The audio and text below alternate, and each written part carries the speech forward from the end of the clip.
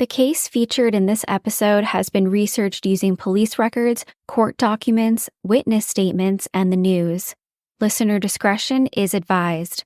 All parties mentioned are innocent until proven guilty, and all opinions are my own.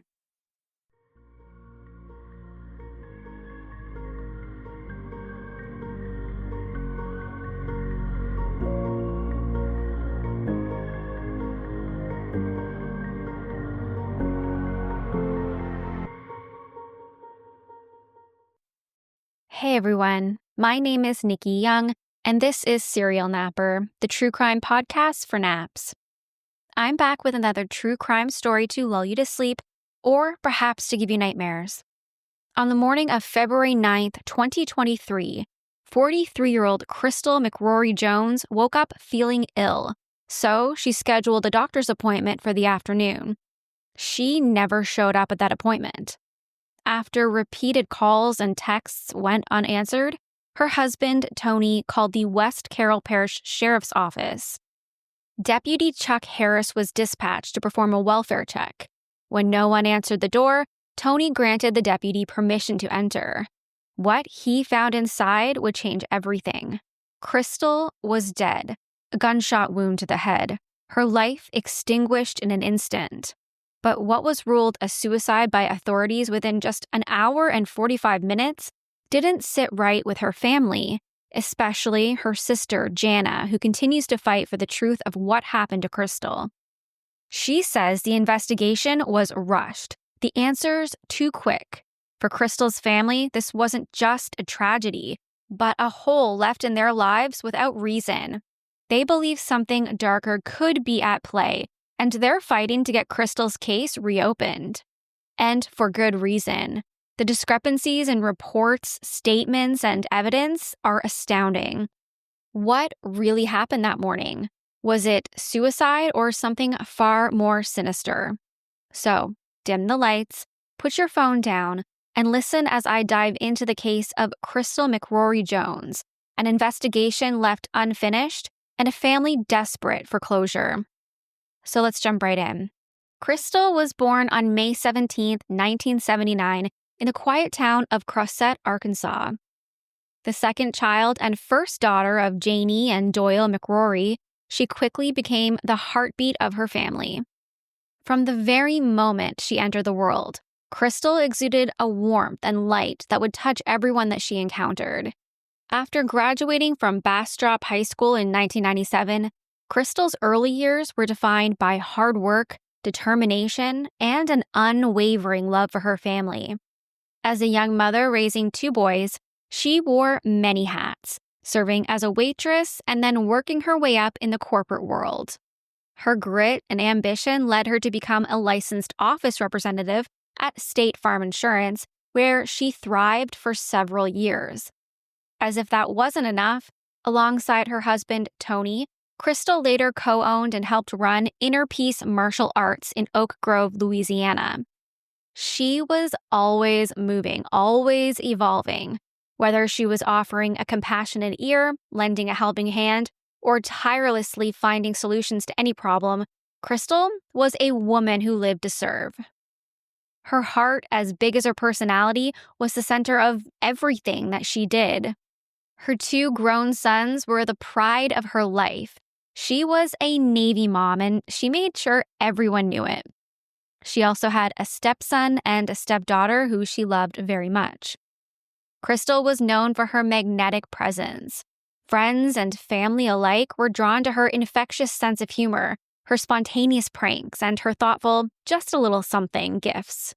She had a knack for turning ordinary moments into unforgettable celebrations, whether she was just planning a party or preparing a delicious meal.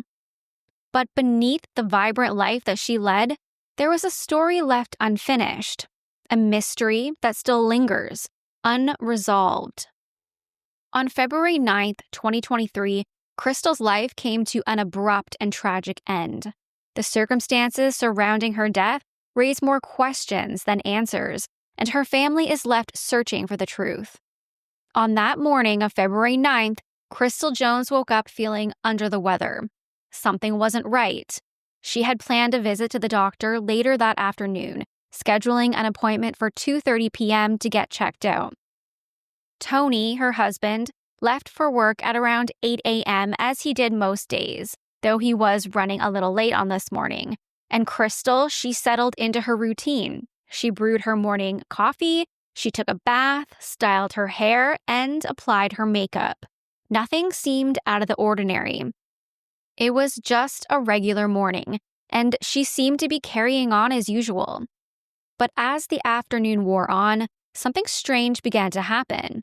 According to Tony, he tried calling and texting Crystal, but he received no response. He tried again, no answer. He said that he was growing more concerned, so he reached out to Crystal's doctor, wondering if perhaps she was still tied up at her appointment. But when he called, he received shocking news. Crystal hadn't even shown up for her 2:30 p.m. visit. Something was wrong. With his connections at the West Carroll Parish Sheriff's Office, where he used to work, Tony asked for a welfare check on Crystal. Deputy Chuck Harris responded to the call, arriving at the house to find Crystal's vehicle still parked in the driveway. He knocked at the door, no answer, but the door was unlocked, an unsettling sign that something wasn't right. Deputy Harris called Tony to update him on the situation. Now, according to Deputy Harris, he called Tony to tell him that no one was answering the door. According to Tony, he and Deputy Harris, they had been on the phone the entire time. Either way, Tony gave him permission to enter the home to check on Crystal. What he would find inside at around 4:40 p.m. would be a horrifying discovery. In the bedroom, Crystal was found dead from a gunshot wound to the head. Crime scene photos revealed that Crystal was found with a pillow over her face and a bullet hole through the pillow. She was still holding the gun, a 9mm Ruger pistol, in her perfectly manicured hand, all but one finger with the nail broken off. The gun did not chamber the next round, which, according to the report that day, meant, quote, "This condition is usually caused by a limp wrist situation where the shooter fires the weapon with one hand and the weapon is not stable enough to eject the spent casing and chamber the next round." Initially, investigators couldn't find the shell casing, and the bedroom Crystal was found in was most definitely not treated like a potential crime scene. There were less than 40 photos taken of the scene that day, and shockingly, the family dog, Rocket, was seen on the bed right beside Crystal's body. There was no attempt to preserve evidence, to canvass the neighborhood about what they may have heard or seen that day. No interviews of neighbors who might have information that could paint a clearer picture of what had happened. Crystal's husband, Tony Joe Jones, was interviewed by the West Carroll Parish Sheriff's Department, the department who was charged with the investigation. And in my opinion, this seems like a conflict of interest because Tony used to work there. It took them 7 minutes to interview him. And in that 7-minute interview, they mentioned that it was a self-inflicted gunshot wound. Now, according to Tony's statement of what happened that day, he said he left home at around 8 a.m. to do some work at a customer's house. Once he was finished with that job, he left at around 10 a.m. heading into town. He called Crystal on the way at 10:06 a.m., and she answered. According to Tony, she sounded absolutely normal on the phone. There was no indication that anything was wrong. The couple spoke for between 15 and 20 minutes before hanging up, and again, Tony says that their conversation was absolutely typical. Once in town, he deposited a check into his bank, and then he grabbed a bite to eat at Bakery Barn. Now, there is some discrepancies here. In Tony's initial statement to the police, he doesn't mention going to get a haircut. However, in a later report written by a police officer, it says that he stopped for a haircut before grabbing a bite to eat at the Bakery Barn. Why this discrepancy, I don't really know, but this is just one of many. Next, Tony went to Forest High School, and he arrived just before 3 p.m. Though typically she would have taken the bus home, he checked his daughter out of school early at around 2:45 p.m. On his way to Sonic, where he and his daughter would grab something to eat, he says he texts Crystal to let her know that he picked up his daughter, but he received no response back from Crystal. After Tony and his daughter eat, He says that he tries calling Crystal again, but she doesn't answer. That's when he calls her doctor's office at around 3:45 p.m. and asks if she's still at her appointment. Remember, she had that doctor's appointment scheduled for 2:30 p.m. They tell Tony that Crystal never made it to her doctor's appointment. Now, I've read that after eating at Sonic, he went to his karate studio. I've also read that he went to the bowling alley because Crystal was supposed to meet him there. But the biggest issue here is that there are so many discrepancies in the timeline. It's difficult to track what really happened and when. Tony calls Officer Chuck Harris at 4:23 p.m. to do the wellness check on Crystal. And then it's a short time later that her body is discovered in her bedroom. So all of this happened very quickly. When I was reading over the timeline and trying to imagine Tony's thought process and what I might do if my spouse wasn't answering the phone and then didn't show up to her doctor's appointment, the question I kept coming back to is, why did he not just go home and check on his wife? He's less than half an hour away from home. It seems a bit premature to call the police to do a wellness check on your spouse when you can quite literally just go home and see for yourself what's going on. Maybe she had fallen asleep and missed her doctor's appointment. She wasn't feeling well that morning after all. Within just 1 hour and 45 minutes, Crystal's cause of death was ruled a suicide. According to the police report, Crystal had taken her own life. An autopsy report would later back this claim up. Cause of death, gunshot wound to the head. Manner of death, suicide. However, Crystal's family was immediately suspicious that this was not the truth and that this ruling had been made hastily without a proper investigation. There was no gunshot residue test done on her hands to confirm that Crystal was the one who had shot the gun herself because it was so quickly labeled a suicide. Now, this is something that, in my opinion, should be absolutely necessary, even in suicides, because we know that there have been numerous cases where a murder has been set up to look like a suicide. Now, I'm not suggesting that this is the case. I'm just saying, because we know that this is something that does happen, this kind of testing should be mandatory to confirm a suicide.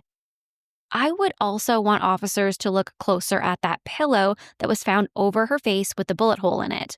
I would want them to look at the trajectory of the bullet, the blood spatter, if any, on the bed or anywhere else in the room.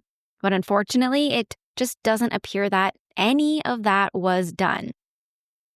So let's talk through some of the things that immediately raised the alarm for her family.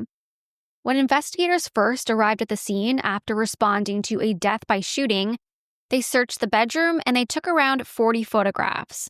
But one thing was missing: a shell casing. What makes this case even more curious is what happened 9 days later. Crystal's husband, Tony, he comes forward 9 days later with a startling claim. He says he found the casing. And where did he find it? Beneath his wife's makeup table, buried under some tools that she used to fix her hair. Now, 9 days after the crime, Tony says that he was simply cleaning the bedroom when the casing just appeared, as if it had been hiding in plain sight the entire time. He swears it had been there the whole time, just waiting to be discovered. But here's where things get murky. Investigators who had photographed the scene that very day insisted that the shell casing was identified in one of the photos that they had taken. And on the surface, it seems plausible. A small, inconspicuous object tucked under a table could easily slip through the cracks. But another voice in this story raises questions. Jana. Jana is the victim's sister, and according to her, those pictures don't show the casing. There are other discrepancies that the family finds alarming, particularly in the autopsy report. In every investigation, there are facts, details, and evidence that form the foundation of what happened. But what happens when that foundation starts to crumble? What happens when the very documentation meant to tell the story, the truth, is riddled with errors, inconsistencies, and worst of all, neglect. The carelessness begins to surface when you look at the very documents that should have been the most precise and dependable in the investigation, the autopsy report. When Crystal's body was examined, you would expect thoroughness and accuracy, but that's not what happened. The autopsy reports, the very records that are supposed to bring clarity in order to a tragic death, were riddled with mistakes. The most glaring, Crystal's name was misspelled multiple times. Her birth date, wrong. The time of death, a critical piece of information, was changed without any explanation. Initially, it was listed at 10:35 a.m., but in an updated version of the report, it was mysteriously crossed out and changed to 5:05 p.m., which is actually closer to the time when her body was found, not her time of death. And then there was the examination of Crystal's body. In the initial autopsy report, the examiner described the female reproductive organs as, quote, unremarkable, meaning they're completely typical. In an updated version of the report, something strange happened. It now mentioned evidence of a hysterectomy. A hysterectomy? But wait, that was never mentioned before, so what changed between the initial autopsy and the revised report? Did the original report miss something, or was the truth being altered? Let's go back to the crime scene. Investigators had photographed the scene, but with less than 40 pictures taken. When her family reviewed these images, they found something that should have raised immediate red flags. There were signs of bruising on Crystal's hands, bruising on her inner thighs, even a broken fingernail. These weren't just minor details. Her family, who has seen the photos firsthand, they were sure the bruising was clearly visible, but when it came time for the autopsy report to be written, the bruising was completely ignored. The absence of these marks in the report is baffling. Bruising isn't something that just appears after death. In fact, it's impossible for bruising to occur post-mortem. These bruises, the ones so visible in the photographs, had to have happened before her death. So what do we have here? Was there a struggle, a fight? Were these signs of someone fighting for their life? The forensic pathologist who performed the autopsy dismissed these visible signs. In an email, the pathologist claimed that there was no bruising on Crystal's inner thighs or wrist. Instead, he attributed the marks to something called post-mortem lividity. That's the settling of blood after death, a natural process that occurs after the heart has stopped pumping blood. But here's the issue. The bruising wasn't from post-mortem lividity. It was clear, visible bruising that was there before Crystal passed away, and yet it was dismissed. But the discrepancies don't end there. The original autopsy report listed something called livor mortis. Now you might be wondering, what does this mean? Well, it's a term that literally translates to the color of death. It's a post-mortem change that occurs when blood settles in the body due to gravity, and it can be used to help determine the position of the body at the time of death. Now here is where it gets concerning. The first autopsy report listed fixed anterior and posterior torso when describing livor mortis. Now, let's break this down. It means that discoloration, the pooling of blood, it was seen both on the front, anterior, and back, posterior, of Crystal's torso. But here's the thing. Crystal was found lying on her back. If someone dies and remains in the same position, the blood would pool on the back side of the body. The front would not show any discoloration from livor. So, why was there pooling on the anterior? Could this suggest that the body was moved after death? Think about it. If a body is found in a position that doesn't match the livor pattern, it could point to the fact that the body was repositioned after death. If the blood settled on the front of Crystal's torso, it could mean that she was lying face down at one point or moved before being found. Now, this is a critical detail. Livor mortis is a key indicator of whether or not the body has been moved. If the body's position doesn't line up with the livor pattern, it tells investigators that something isn't right. This change in position could mean that someone tampered with the crime scene, potentially altering the evidence and hiding the truth of what actually happened. And that's the issue here. This crucial piece of evidence, this potential sign of something wrong with the handling of Crystal's body, it didn't seem to raise any alarms. So was this another detail that was overlooked, or was it ignored altogether? Now, before we get to this next part, I want to be very clear here.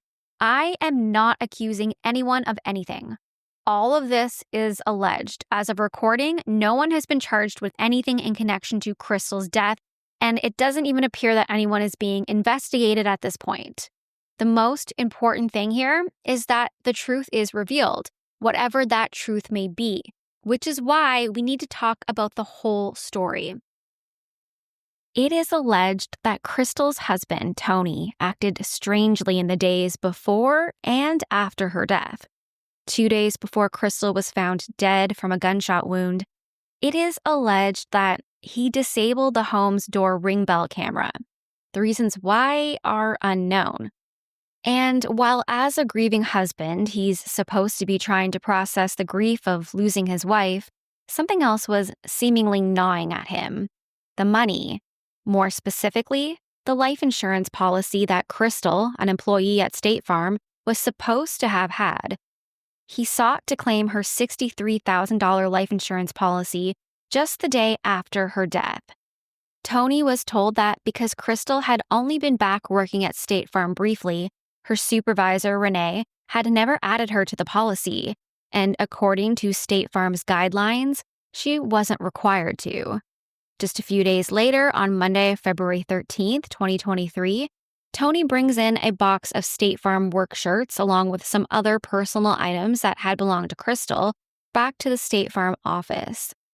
It was there, in person, that he asked again about the group life insurance policy. And once again, he was given the same answer. Crystal had not been added to the policy. No coverage. This, of course, could be innocuous, but it was something that just did not sit right with her family. The family hired a private investigator to look deeper into the circumstances surrounding Crystal's passing. What this investigator uncovered was pretty shocking. During interviews with Crystal's coworkers, one woman came forward with a troubling account. She revealed that Crystal had confided in her that she had been struggling with depression for quite some time and had been heavily medicated. Allegedly, Crystal told her coworker that the medication made her feel like a zombie, and on bad days, it made her so sick that she had to miss work. She also spoke about her sadness, but she said that it wasn't to the extent of suicidal thoughts. In fact, she had shared with this coworker that she didn't feel like she was at the point of wanting to end her life. She just felt overwhelmed. Yet her mental health struggles were compounded by other issues that she couldn't escape. There were problems at home. Crystal's coworker knew about the strain in her marriage, the financial troubles, the complications in their relationship, and most notably, Tony's interest in the swinging lifestyle, which deeply bothered Crystal. The couple's relationship had been hanging by a thread, and Crystal, she had voiced her discomfort with her husband's desires. But things didn't stop there. 5 days after Crystal's death, this same coworker went to Tony's house, bringing food and groceries collected from the community. Tony was alone.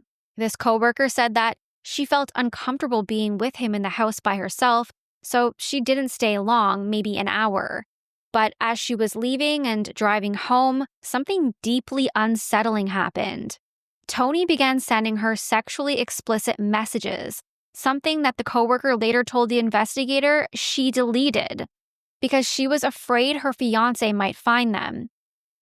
What does this suggest? A grieving husband reaching out for comfort, or something more calculated? As the family combed through Crystal's laptop after her passing, they uncovered something that raised even more alarms. Crystal had been tracking Tony's movements, not in the way that one might track a partner with an open heart, but with suspicion. For a week before her death, she had been monitoring Tony's daily movements through Google location tracking on his cell phone. The records were right there on her laptop, a silent testament to her growing concerns about her husband's behavior.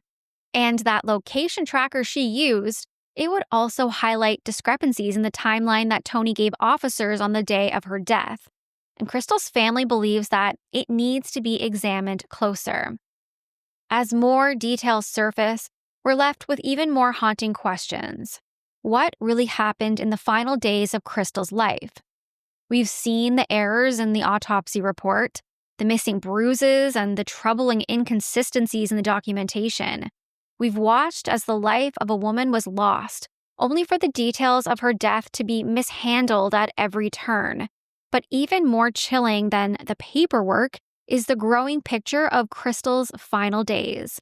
A woman struggling with depression, her trust shaken by her husband's actions, yet determined to keep her family and career intact.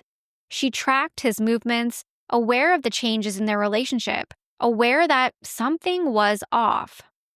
For now, the case remains unresolved. The evidence is fragmented, and the questions are endless. The failures of the investigation and the inconsistencies in the reports, they've left Crystal's family without answers and without closure. Crystal was cremated on February 20th, 2023, at the request of her husband and against her family's wishes. Now, unfortunately, her family is unable to have an independent autopsy conducted, leaving them with yet another roadblock. In the end, Crystal's story serves as a stark reminder. When the system fails to protect, sometimes it's up to the people closest to you, the ones you love, to act, lest the truth stay buried. They would handle things totally different if it was their loved one. I think that they just messed up from the very beginning. The fight for justice for Crystal continues. Her sister, Jana, runs a Facebook group called Justice for Crystal McCrory Jones, where you can look through mountains of evidence that she has pulled together, reports and details, tons of things that she has gathered. I'll have the link in my show notes. That's it for me tonight. If you want to reach out, you can find me on Facebook at Serial Napper. You can find my audio on Apple or Spotify or wherever you listen to podcasts. I post all of my episodes in video format over on YouTube, so go check it out. And if you're watching on YouTube, I would love if you can give me a thumbs up and subscribe. I'm also on Patreon if you'd like to get your Serial Napper episodes early and ad-free. It's just $2 a month or $24 a year. Hop on over and check out the details at patreon.com/serialnapper. Until next time, sweet dreams, stay kind, especially in the comments. Bye.